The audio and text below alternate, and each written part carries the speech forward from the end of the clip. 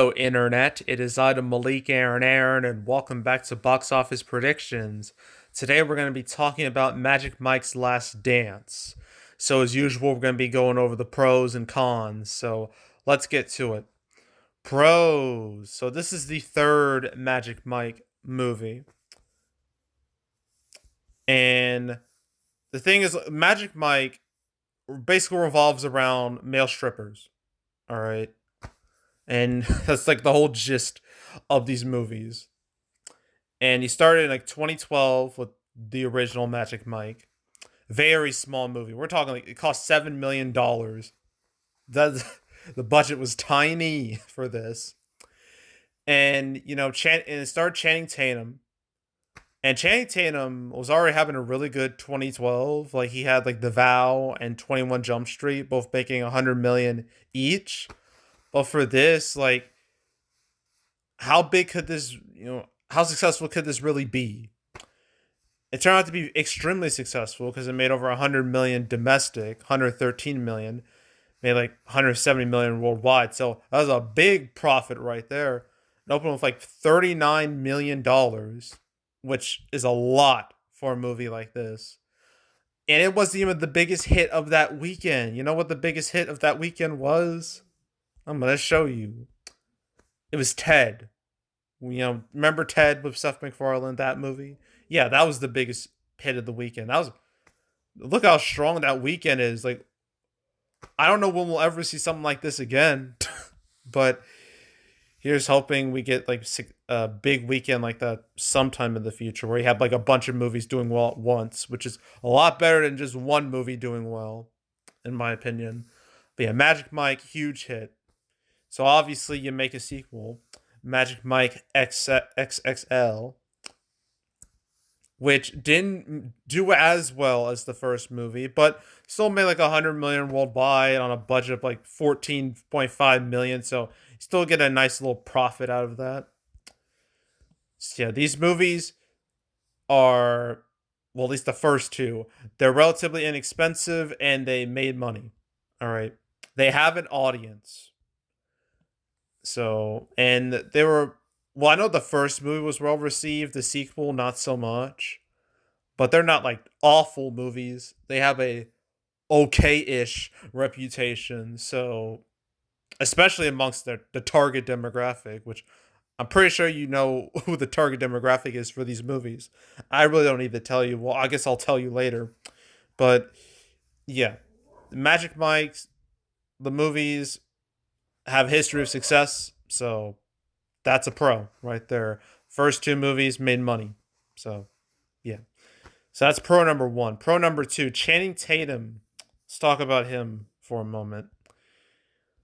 Now, I've already talked about Channing Tatum twice last year when it came to his 2022 movies, but I'm just going to go over like his whole resume very fast. Um yeah, that was his first. Coach Carter was his first role. That's wild. After that, he didn't have a great reputation. He was in a lot of trash, and his acting wasn't great. Like he was kind of like very wooden. I don't know how to describe. He didn't have it. That's how I'm going to describe. He didn't have it. I mean, he had like the Step Up movies, fighting a GI Joe, The Rise of Cobra. Oof, that was a stinker. Dear John, Dilemma, The Eagle, Haywire, The Vow. People are just like, ugh, why this guy? Why Channing Tatum? But then 21 Jump Street changed everything.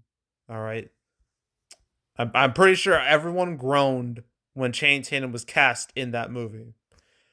But when people saw the movie, people were like, holy shit, this Channing Tatum guy is funny. He has talent. People were like stunned. But yeah, in 21 Jump Street, I think that was like the moment where Channing Tatum, like, he became, a real actor, or I guess he became like a likable actor. Right? You didn't want to, you didn't groan when you saw him because in 21 Jump Street he was hilarious. He was fantastic. And they had Magic Mike, which people like that movie too. Like 2012 was like his year. I mean, all three of his movies here did great. And then you had G.I. Joe Retaliation. I know he kind of played more of a side. Well, I guess he was supposed to play a very, very minor role in that, but they added more scenes with him because of his 2012 trilogy of success. And then the 22 Jump Street, fantastic movie. That made more than the first. And let's ignore Jupiter Ascending from now. Magic Mike XL did fine. Let's see. There's the Kingsman. He played kind of a minor role in that. But last year, he had two movies. He had Dog and The Lost City, both of which did very, very well. Especially Dog, considering it was literally just him and a dog, pretty much the whole movie. That's all that movie had, and it was enough because it made like 61 million domestic and 75 million worldwide. And The Lost City, well, he had Sandra Bullock with him, but that made over 100 million domestic, 182 million worldwide. And I imagine it was because of the success of Dog and The Lost City that Magic Mike: The Last Dance avoided its HBO Max fate. I am convinced that's what happened. I'm pretty sure that's what happened. So, but really, the success of Dog and The Lost City proved that Channing Tatum can still sell movie tickets. So, yeah. Channing Tatum has a history of success. Sure, he has some bombs in there. I'll discuss those later, but I'd say he's a draw. And last year's performances of like Dog and The Lost City really proved that. So yeah, Channing Tatum, I consider him to be a big pro for this movie. I guess I might as well mention Salma Hayek Penalt. That's so weird. I'm so used to seeing Salma Hayek. Just Salma Hayek. And now she had to add another name, like a third name, and it's throwing me off. It really is. It's like when, was it, Courtney Cox was married to David Arquette for a bit, so her name was like Courtney Cox Arquette. Or like when Brad Pitt and Angelina Jolie were married, so Angelina Jolie's name was Angelina Jolie Pitt. Weird. I don't think I'm a fan of that. But yeah, but Salma Hayek, she's very well known. She's been in a lot of stuff. Gotta go all the way down here. Gosh, let me just scroll. Oh, oh no, we're skipping past that. Oh yeah, she was in Spy Kids 3D. Oh my god, that movie had a insane cast for what it was. And hell, that movie was all about like family. They did it way before Fast and the Furious. Fun fact. There's also, I guess, Once Upon a Time in Mexico. I guess there's that. All the Grown Ups movies. I think she was married to Adam Sandler in those movies, which is like the most unrealistic relationship I think I've ever seen in the history of film. She voiced Kitty Softpaws in the Puss in Boots movies, but those are animated roles. I don't count those. There's Savages, Here Comes the Boom. Those I think did okay. I don't know about Here Comes the Boom though. It could have done better. um, let's see what else can I look at. Let's see. There's Sausage Party. Well, that's animated too. I don't count the. Oh yeah, the Hitman's Bodyguard and the Hitman's Wife's Bodyguard, where she was Sam Jackson's wife. I mean, those did all right. Those did well. At least the first one did. The sequel, not so much. Eternals. Yeah, she was in that. Ugh. That is a movie I don't want to think about ever again. But yeah, while she's not really a box office draw per se, she is a recognizable face. And for me, that's good enough. Alright, it's better to have a recognizable face than an absolute nobody. So yeah, I say like her and Channing Tatum together, sure. I label them as a pro. So that's another. What's another pro? Okay, so this movie, like House Party, it avoided going HBO Max because that was the plan. That was the initial plan. This was supposed to be an HBO Max movie, but when David Zaloff, once he got into the picture with the whole Warner Brothers Discovery merger, he decided to take some movies that were supposed to be HBO Max exclusive and be like, wait a minute, I think we could make a couple dollars off of these. And those three movies were House Party, Magic Mike's Last Dance, and Evil Dead Rise. So, and considering the box office of the previous Magic Mike movies and the success of Channing Tatum's 2022 movies, yeah, that decision makes sense. It makes a lot of sense. So yeah, I don't blame David Salah for making the decision. Honestly, it's probably one of his better decisions since leading the Warner Brothers Discovery ship. All right, like this actually has some logic behind it. So yeah, avoiding HBO Max and going to theaters is a great thing. So that's definitely a pro. Um, trying to think of another pro. Well, I guess it's release date. Now, it's not this weekend, but in like a few days from now, on Tuesday, guess what day it is? Valentine's Day, and Valentine's Day is one of the best days of the year. Every movie, no matter what the genre, every movie does well. But the ones that do really, really well are romance movies or movies that really cater towards a female demographic. And that's what this is. All right. It's definitely what this is. I imagine this movie's going to get a humongous spike come Valentine's Day. And so, yeah, timing this like right near Valentine's Day, as close as it can be towards Valentine's Day, strong move. Very strong move, very smart move. So, yeah, release date is definitely a pro because of how close it is to Valentine's Day. So, that's a pro. Um, trying to think of some other pros. I think I mentioned all. Well, I guess like the when it comes to this weekend, this movie has probably the most going for it. I mean, sure, there's Titanic 25th anniversary, but that movie's been re-released already. It was re-released like 11 years ago, so there's like less demand for that. And yeah, like compare like that to this, like this is newer, fresher. So yeah, I definitely see this having the edge, compared to other movies. And besides, there's not much real direct competition out there. I mean, when it comes to like, I guess is there 80 for Brady's really going after like the older like old women. This is a little younger by few. I don't know, mid like I guess middle aged women. I guess close to that, like 30, 40, 50, around that age demographic. Well, 80 for Brady's going a little over that. But yeah, it doesn't quite share the same demographic. So when it comes to competition, it's not a huge deal. Sure, there's Ant-Man 3 next weekend, but it's not a huge deal. So competition is definitely a pro. Always lack of competition is definitely a pro in my book. Um I think that's it with pros. Okay, cons.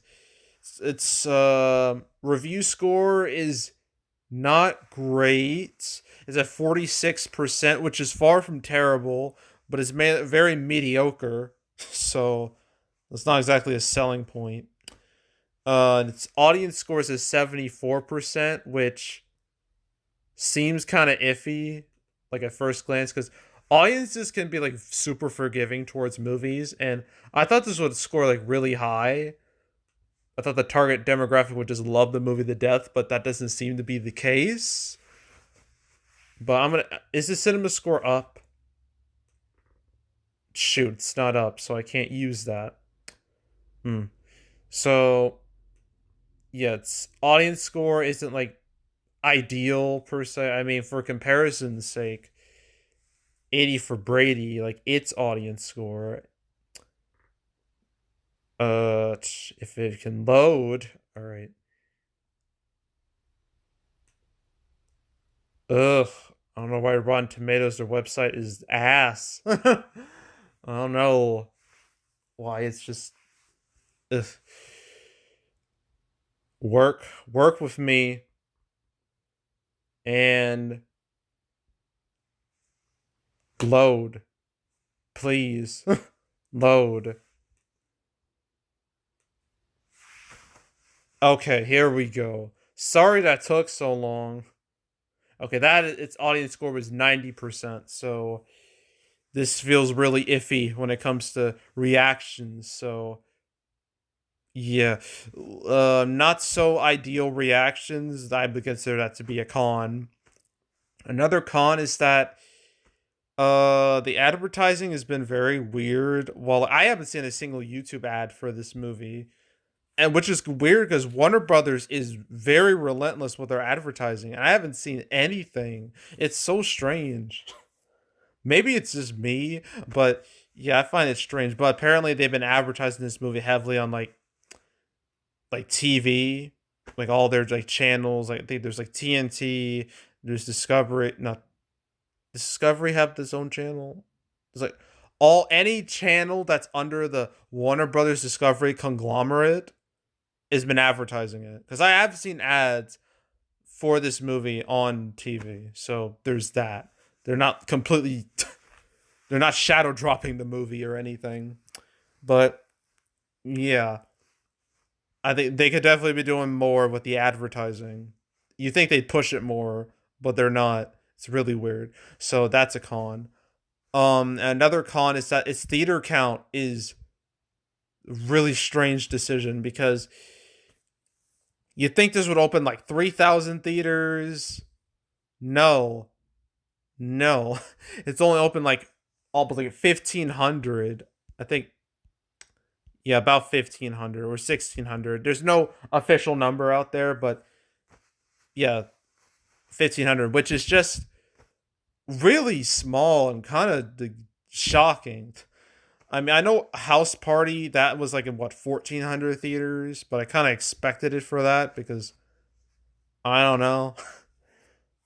It didn't. That didn't seem like a big deal, but you think this would be like a bigger deal, but it doesn't seem that way. But apparently, the reason why they're doing this is because they want to like get the theaters that could fill up the most. But I always say it's better to have more theaters than less theaters because the more theaters you have, the more potential revenue you can get. All right, that's what I say. And this feels like you're losing out on a lot of money, like a lot of potential money. It doesn't seem like big brain to me. Like I don't know, maybe I don't have the galaxy brain like Warner Bros. Discovery does when it comes to these decisions. But um, yeah, to me this feels like a really strange move that could backfire. But but sometimes that's not the case. I mean, like trying to figure this out like from the past. There's Borat. Borat's a great example. At least a good example. Yeah, Borat, which only opened in at least its opening weekend was like in what 800 theaters, opened with like $26 million, like over a 30K per theater average. That's some lunacy right there. But Borat was a bit of a phenomenon, so that's not exactly comparable to this. But I think a movie that's a little more comparable in a way, kinda, is Flight, which also opened with like a very low theater count, only like less than 2,000, and opened with like 24 million. So, I mean, it's possible to have a decent box office with a not so great theater count. And I'm pretty sure like Tyler Perry movies, like they didn't have the greatest theater counts in the world, but it didn't matter. They pulled in decent money. So I think which one was it? Medea. I'm pretty sure Medea goes to jail. Yeah, Medea goes to jail. That opened with like $41 million in like 2,000 theaters. That's that's amazing. So yeah, I think So it is possible. It is very possible for a movie to make bank without like all the theaters in the world, but it's not. It doesn't happen all the time. All right. But yeah, but to me, this feels a bit like of a mistake. I could be wrong, but I feel like it's a mistake. So, um, it's a very modest theater count. I consider that to be a con. Uh, all right. Going back to Channing Tatum.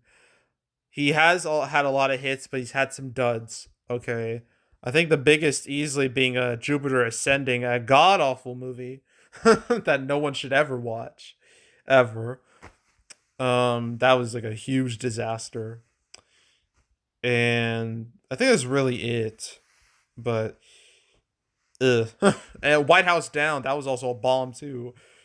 And that was a summer that tried to be like a big summer movie, but it just was not. It was not happening.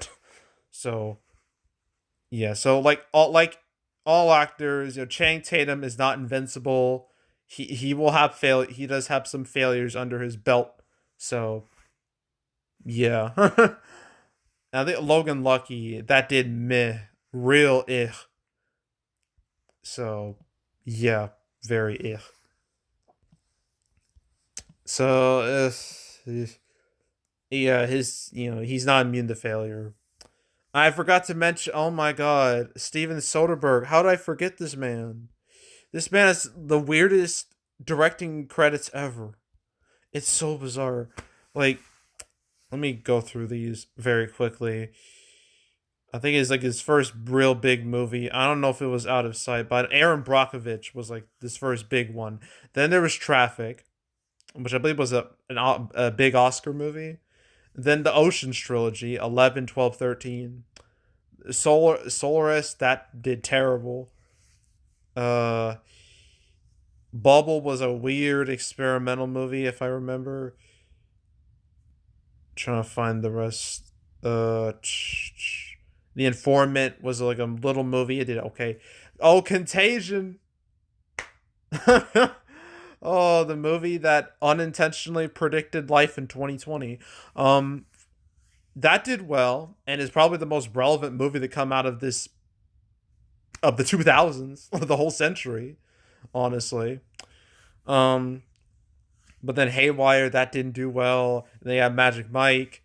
Like literally, this band went from Contagion to Magic Mike in the span of like a year. That is unreal. And Side Effects, he retired for a little bit, I think, but then he came back. Logan Lucky, which did trying to think, he didn't really make any like theatrical movies after that. And then now we have Magic Mike's Last Dance. So this man has a weird track record. He's had some hits, but he's had some bombs too. So yeah, uh, I don't know what to say about Steven Soderbergh. He's more middle ground than anything. And I think that's it. I mean, I guess there's Ant Man 3. Well, I already mentioned Ant Man 3. But I guess this movie could plummet hard after Valentine's Day. That's a very big possibility because if I remember, there's like other movies like the Valentine's Day movie, that big ensemble from like 2010. There's 50 Shades of Grey, 2015. Those movies, they opened really good on Valentine's Day, and after that, death, plummet, just obliterated. I don't know if the same will happen here, but it's not a maybe we'll see. But I think that's it. So opening weekend, this stupid theater count is throwing me off so bad. If this had a normal theater count of like 3,000 theaters, this would be so much easier. But Warner Brothers just has to make these weird ass decisions. So let's compare it. Well, it's actually pointless to compare this to the first two Magic Mikes because one, these movies came out. They came out in the summer, while this is not. Two. Yeah, yeah. Two. Magic Mike at Double XL opened on a Wednesday, so that makes things weird. And three, they had more theaters. Like, it's, but Magic Mike opened 39 million.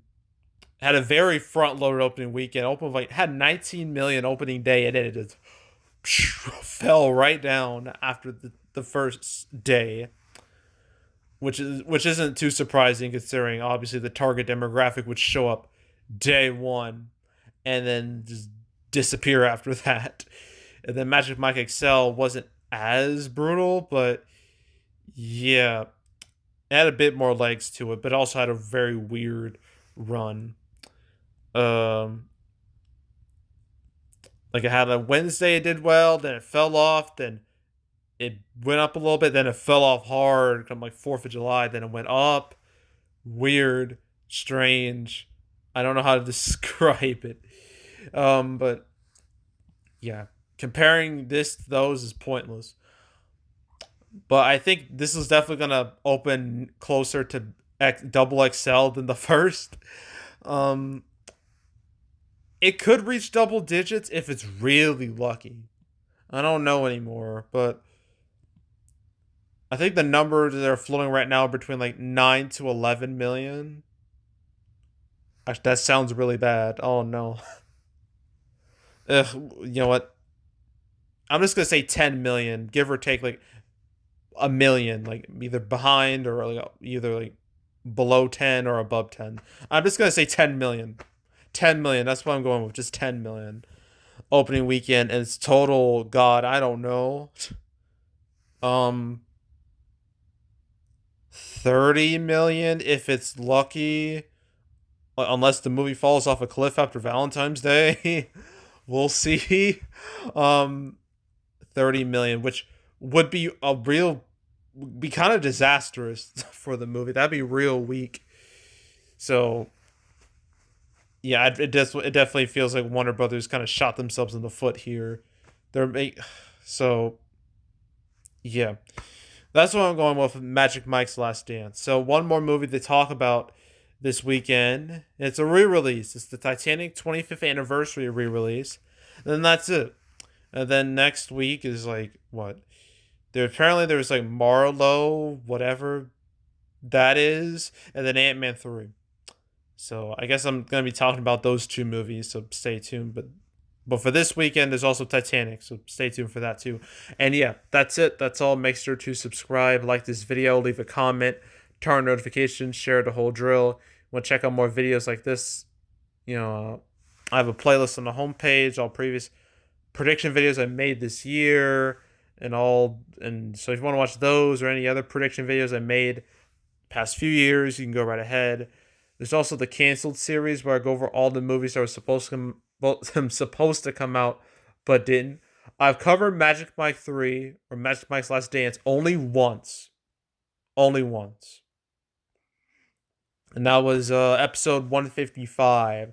I talked about it alongside Craven the Hunter, Madam Web, Karate Kid, Garfield, and 65. All right. Talked about it alongside those movies. So if you want to watch that episode or any other ones I've done, I'm now done 175. So yeah, plenty to choose from. So binge the whole series from beginning to now. I highly encourage it. So go do it. There's also box office recaps where I go over the box office results for any particular month. January recap will surely come out next week. Okay. Should. I promise. No more pushbacks. It will happen. So stay tuned. But if you want to watch any of the past recap videos I made on the channel, you can go right ahead. And yeah, that's it. That's all. I am out. Goodbye.